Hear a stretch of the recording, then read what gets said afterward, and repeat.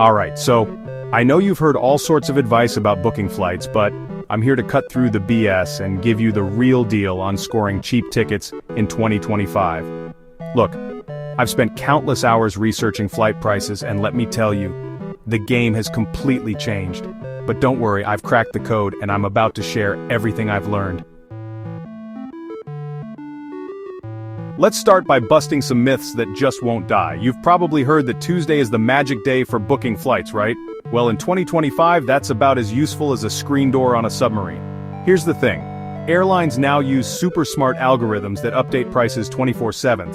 There's no special day or time anymore. And don't even get me started on the book at midnight myth. Newsflash. The internet doesn't sleep, and neither do these pricing systems. Last but not least, the idea that last-minute deals are the way to go. Yeah, that might work for hotels, but for flights, you're more likely to get slapped with a premium price than score a deal. Now, here's what actually matters when it comes to flight prices in 2025. How far in advance you book and how much demand there is for your route. It's all about supply and demand, baby. The sweet spot for booking? It depends on whether you're flying domestic or international. For domestic flights, you're looking at 1 to 4 months before your trip. International?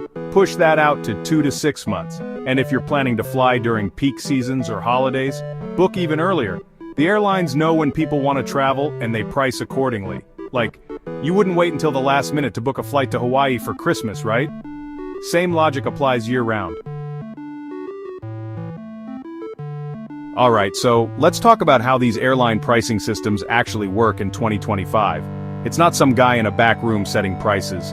We're talking AI, machine learning, the whole 9 yards. These systems are constantly crunching data. How many seats are left? How many people are searching for flights? What competitors are charging? Even global events that might affect travel.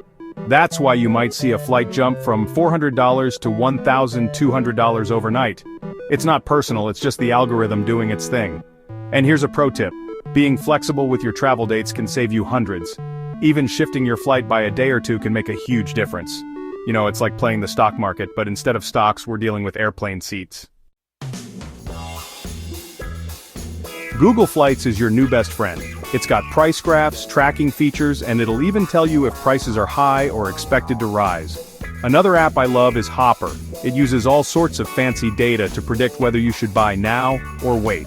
And if you're feeling spontaneous, check out Skyscanner.